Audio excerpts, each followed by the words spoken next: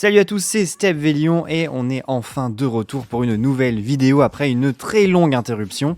Vous le savez, je suis étudiant et la deuxième année de droit étant la plus intense de la licence, j'ai dû mettre les vidéos de côté. Merci donc à tous les nouveaux abonnés malgré cette inactivité. Sans plus tarder, aujourd'hui on fait un petit point sur les panonceaux M12, leur fonctionnement, mais surtout sur leur modalité d'installation. Parce que si ces panonceaux sont bien pratiques, la ville de Lyon semble en installer à des endroits où ils ne devraient pas être posés, et inversement, de ne pas en mettre là où ces derniers pourraient l'être. Sans plus attendre, générique.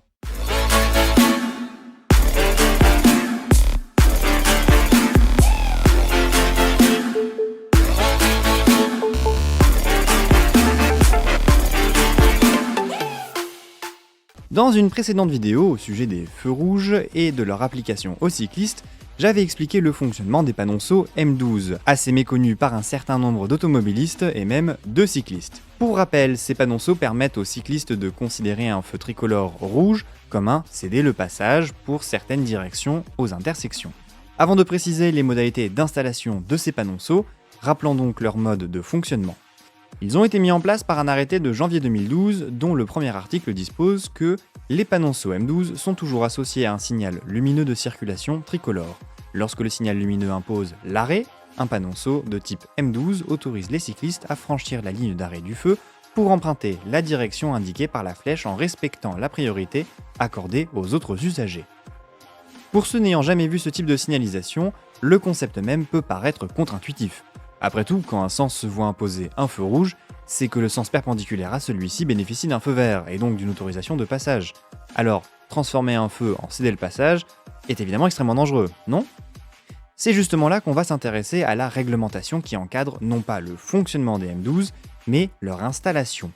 L'article 4 du même arrêté spécifie les carrefours où ils peuvent être installés par les mairies. Un panonceau d'autorisation conditionnelle de franchissement M12 est exclusivement associé à un feu tricolore de circulation. Son emploi doit donc être réservé aux carrefours où les mouvements des cyclistes autorisés n'est que faiblement conflictuel et compatible avec les conditions de visibilité offertes. Autrement dit, les flèches directionnelles sur ces panonceaux vont varier en fonction de la trajectoire, offrant une conflictualité minimale si une telle trajectoire existe. Illustration, sur l'avenue Frères Lumière en direction de la place Ambroise Courtois, ce feu est équipé d'un panonceau M12, car les voitures arrivant perpendiculairement depuis la gauche sont contraintes de rejoindre le même sens de circulation que les cyclistes sans que leur trajectoire ne soit conflictuelle. Il n'y a donc aucun risque de collision tant que le cycliste circule bien sur la bande cyclable. Autre illustration avec un panonceau autorisant un virage à droite en intersection cette fois-ci. Ici, on rejoint le cours Albert Thomas, et en prenant à droite, le cycliste rejoint une voie partagée entre bus, taxi et cycle, soit une voie peu fréquentée compte tenu de son caractère réservé à certains usagers. Ainsi, en contrôlant sa gauche, le cycliste peut s'engager sans jamais risquer de collision avec les voitures arrivant dans le sens perpendiculaire sur cette intersection.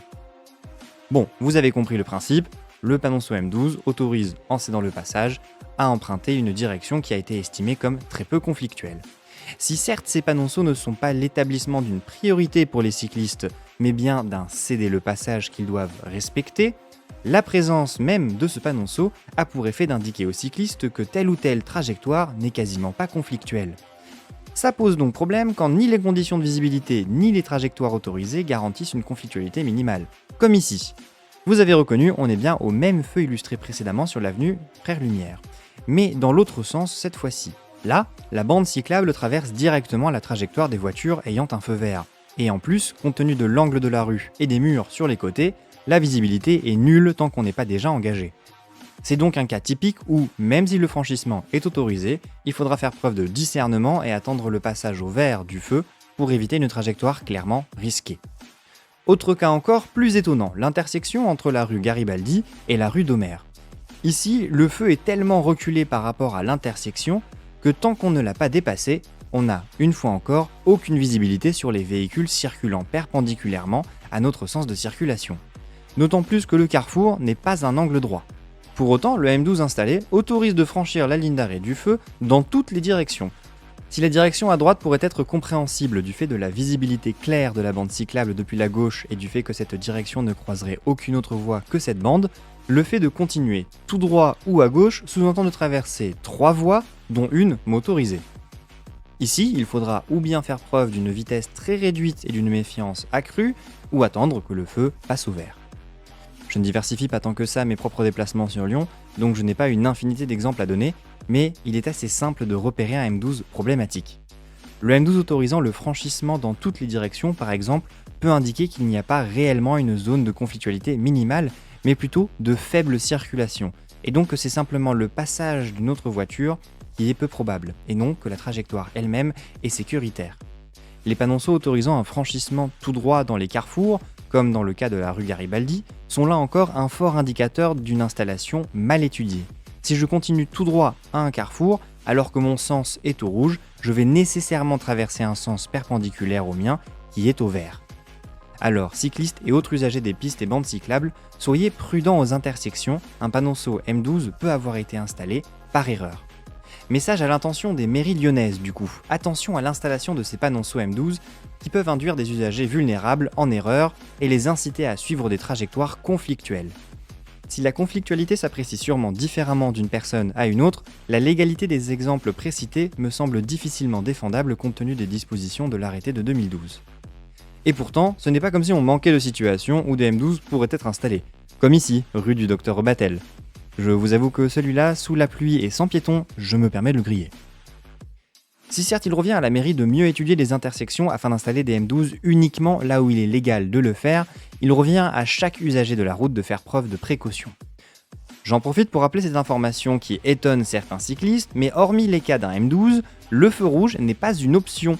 Il est inquiétant d'avoir à expliquer pourquoi le fait de s'engager en plein milieu d'un carrefour sur un vélo alors que votre feu est au rouge est particulièrement dangereux et très peu malin.